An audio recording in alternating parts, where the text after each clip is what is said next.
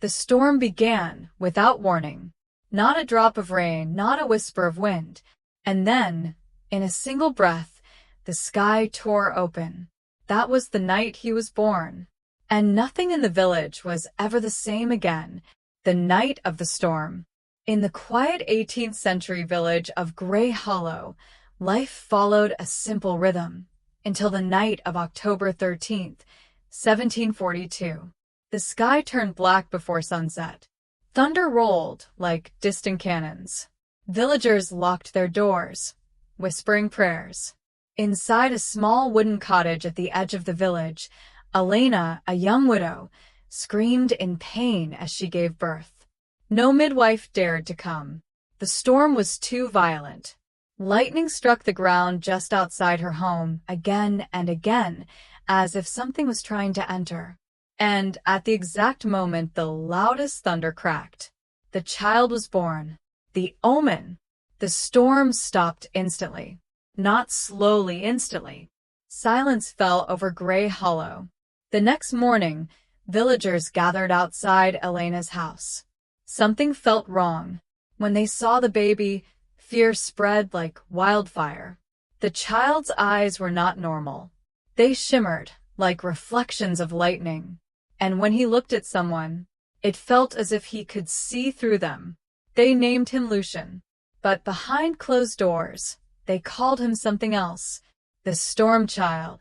Strange events began. As Lucian grew, so did the unease. Crops near his home began to wither overnight. Animals refused to come near him. Dogs would howl whenever he passed. At age 5, something happened that changed everything. A boy in the village mocked Lucian, throwing stones at him. Lucian said nothing. He only looked at him. Moments later, the sky darkened. Thunder roared, and a bolt of lightning struck the ground just feet from the boy.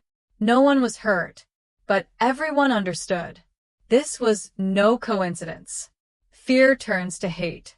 The village elders gathered in secret. "This child is cursed," one said. "He will bring ruin to us all," said another. Elena begged them to leave her son alone. "He is just a child," she cried. But fear is stronger than reason. Soon, whispers turned into actions. People avoided their home. Supplies were denied to them.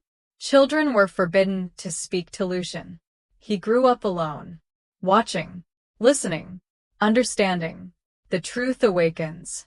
On his 12th birthday, the storm returned. The same violent sky, the same unnatural thunder. Lucian stood outside, staring into the chaos. For the first time he raised his hand, and the wind stopped. He lowered it. The wind screamed again. That's when he realized the storm was not following him. It was obeying him. The village's final decision. Terrified, the villagers made a choice. They would end it. One night, armed with torches, they marched to Elena's home. "Bring us the boy," they shouted. Elena stood in the doorway, trembling. "No," she whispered. They pushed forward. And then, Lucian stepped outside. Calm, silent, watching them. The wrath of the storm.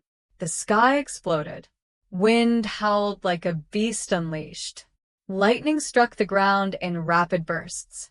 Villagers screamed as the storm surrounded them. Lucian's voice echoed through the chaos. "I never wanted this, but you made me afraid of myself." The ground shook. Homes began to collapse. Trees were ripped from the earth. Gray Hollow was being destroyed. The choice. In the middle of the storm, Elena ran to her son. "Stop," she cried. Lucian looked at her. For the first time, he looked like a child again. Not a force. Not a curse. Just a boy. Tears filled his eyes. "I don't know how," he said. Elena held him. "You do," she whispered. "Choose." The silence after. Lucian closed his eyes. The storm resisted, fought him, screamed louder. But slowly, the wind faded, the thunder softened, the sky cleared, silence returned. But Grey Hollow was no longer the same. Half the village lay in ruins, and Lucian was gone. Some say Elena left with him. Others say he vanished into the forest. But even today, when storms roll in too suddenly, when lightning strikes without warning, the old stories return, and people whisper, "The storm child is still out there,